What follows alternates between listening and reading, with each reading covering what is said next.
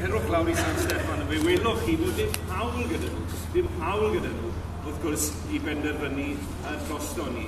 Ac na gyd wrth gwrs i ni yma heddiw i ofyn amdano fe, ydy cydraddoldeb ein haith yn hunain yn y wlad yn hunain, a'r hawl i benderfynu hynny yn y wlad yn hunain. Mae'n rhywbeth gyda syml. Dyle fe ddim bod yn chwyldroadol y bydd y gwir, mewn unrhyw wlad arall yn y byd. Wrth gwrs, mae ôl hanes fan hyn, wrth gwrs. Diffyg hyder sydd wrth raidd, beth i ni'n trafod hyn, diffyg hyder yn hunain fel cenedl. Achos, diwedd y dydd, ar hyn o bryd, hyd yn oed dan y sefyllfa sydd ohoni o dan deddf Llywodraeth Cymru, does dim hawl gyda ni i ddatganoli'r iaith Gymraeg fel maes. Felly mae rhaid i ni ofyn am ddarnau o bwerau dros yr iaith Gymraeg fel yn y cyfarwyddeb fel sydd wedi ei drafftio. Mae rhaid i ni gael referendum, wrth gwrs, i gael pwer cyfan dros yr iaith Gymraeg. Ac i fi, mae'r ddau beth wedi cyplysu. Yn iaith yw'n sofraniaeth.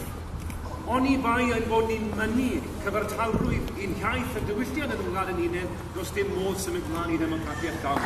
Mae'r ddau beth yn unig.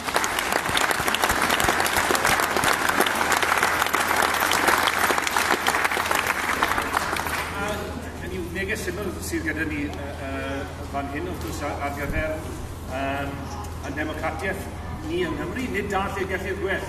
I ni'n dathlu'r ffaith bod yna tamaid o reolaeth gyda ni nawr. Mae yna adeilad o'r enw Senedd, a dyn ni yn bwriadu adeiladu cyn hir Senedd go iawn i fynd gyda'r adeilad ar sydd tu ôl i ni. Wy'n falch bod yna genedlaetholwyr sy'n credu mewn annibyniaeth i Gymru nawr yn rhan o Lywodraeth Cymru am y tro cyntaf sy'n 600 mlynedd. Wy'n falch bod ni yn ceisio cael ragor o hawliau i'n siaradwyr Cymraeg ni, ond nid da lle gellir gwell.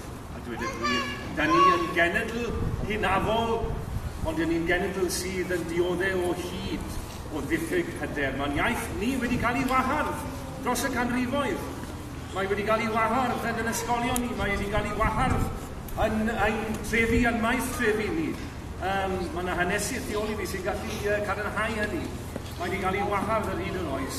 A dyna yw reality, y bobl sydd ddim gyda ni yma heddiw, sydd ddim yn cefnogi'r hyn i ni yn galw amdano fe. Dyna fe maen nhw yn cefnogi, gwahardd yr iaith Gymraeg.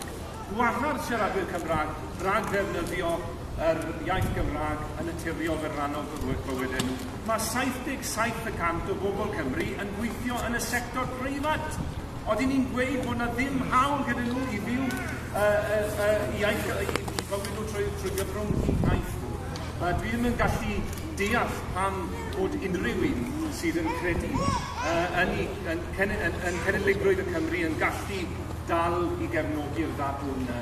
Dyna gyd yn ei gofyn amdano fe, ddifyr, ydy normaleiddio ein profiad ni fel cenedl ddwyieithog. Os ewch chi ar draws Ewrop, wrth gwrs, mae yna digonedd o'n greifftau ohonyn nhw.